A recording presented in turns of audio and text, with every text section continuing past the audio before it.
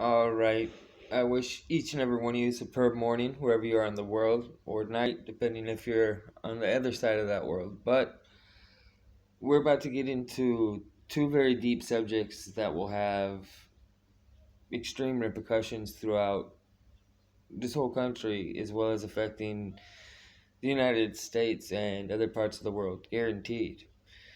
Now, if you'd like to support this channel, down below in the description there's a link to buy me a coffee, as well as down below in Super Chat you can donate here on YouTube. More importantly than anything, if you'd subscribe and click on that little notifications bell so you can be notified when news like this recently comes out.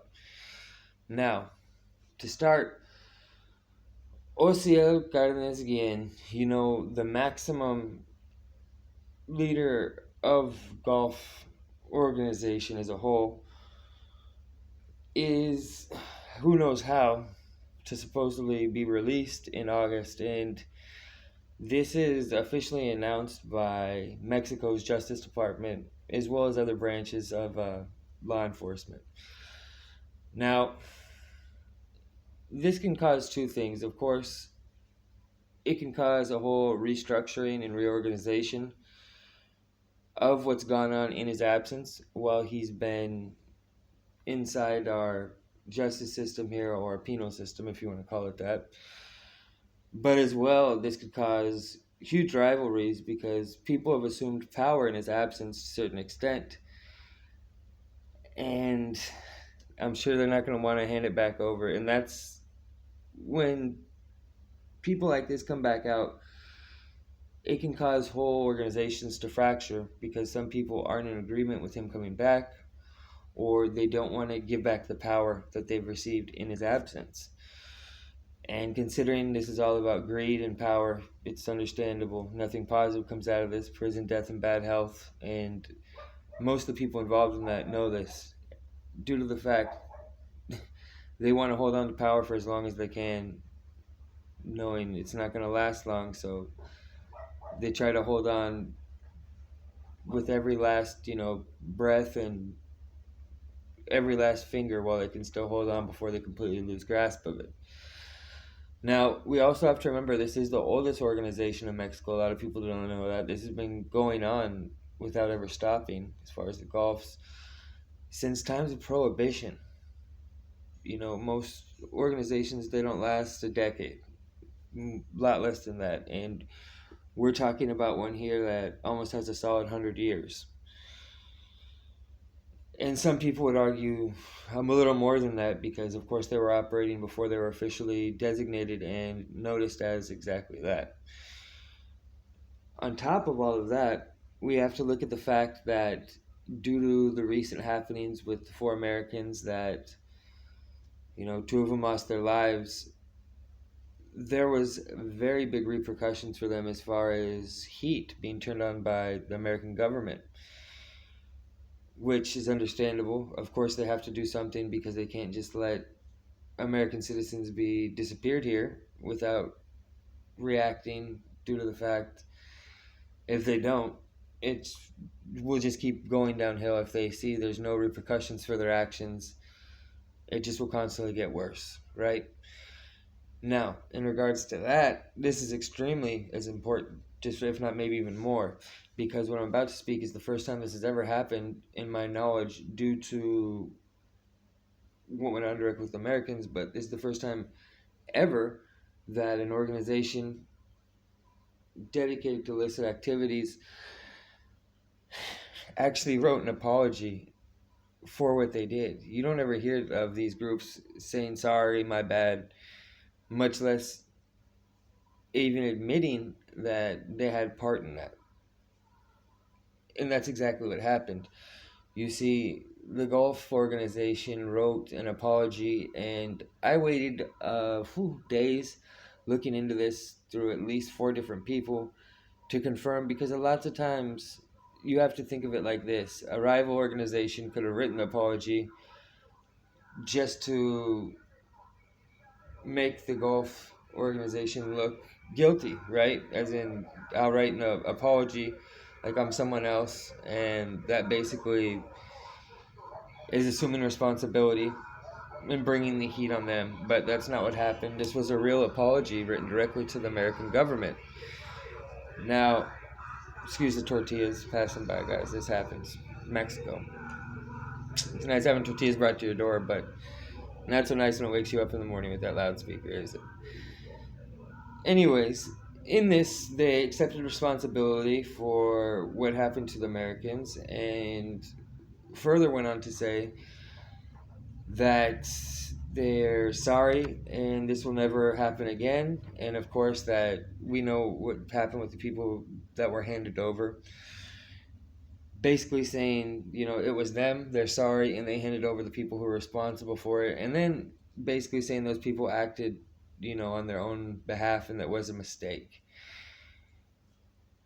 And when this all happened, that's exactly what I thought happened. I really didn't think the Gulf Organization would target Americans, not because they care or moral standards or anything, but because they know there would be direct repercussions on behalf of the American government against them. And right now, it's basically damage control. They already know what happened. They already know they got exposed to the whole world. And from their eyes, their best course of action was to accept responsibility, ask for forgiveness, and hope for the best, basically. Now, this is something I never thought I'd ever see happen. Due to the fact, like I said, these people never accept responsibility for anything, much less something as important as this that, could even help have them designated as organizations just like from the Middle East or anywhere else. And in my opinion, they truly are. Look what they're involved in as far as the videos they make hurting people and the innocent people that are targeted by them. They no longer just rely on moving illicit substances like these groups did before at one time. Or in their case, started even moving alcohol. If you can imagine that, like I said, that's how far back this goes with them. Now, I think this truly was the most intelligent thing they could have done because everyone already knew it was them. We have to remember a lot of this was even filmed. I put up actually a thumbnail showing some of the cars that afterwards, when these Americans were deprived of their liberty, that a lot of the cars involved stopped right afterwards and pulled over, and you could tell they were talking to each other.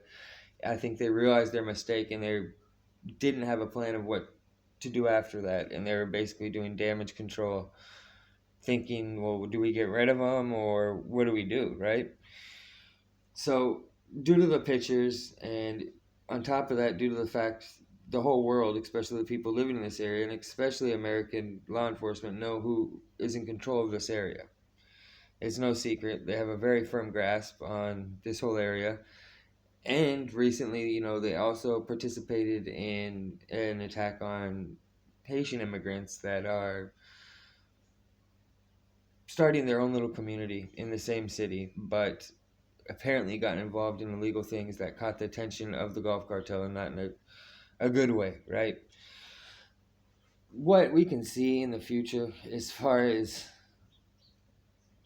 the Gulf, they're going to have to really change the way they operate, especially as far as being able to guarantee the safety of commerce and people passing said border, especially foreigners, not just for economic reasons, but if they can somehow get out of this to a certain extent without any serious repercussions, long-term repercussions for them, they're just going to have to rewrite their whole policy of how they go about doing things. And if they don't, it's already written on the wall that they're going to be targeted just as much as any other organization, if not more, principally due to the fact where they're located right along that border. It's a direct threat for American commerce as well as, like I previously stated, tourists. And there's no way that the Mexican government as well as the American will permit this to keep going on. It's just too sensitive. And we could argue if they actually mean what they said in there or if it's just damage control, but to a certain extent, I truly do believe they mean the fact that this wouldn't happen again, at least as far as them not permitting it to. Does that mean this won't ever happen again due to rogue elements or people not following orders or in other cases confusion? No, this could definitely happen again, but as far as them actually ordering it and taking responsibility and everything, I don't think we'll ever see anything like this ever happen again. This is a one-off event, and I actually enjoy seeing them assume responsibility for it just out of the sheer novelty of seeing something that I never thought would happen. And it's positive to a certain extent because there's no denying what they did after it was filmed, after they came out and admitted it, and then they turned over their own people. You know, they almost signed their own guilty plea there, basically.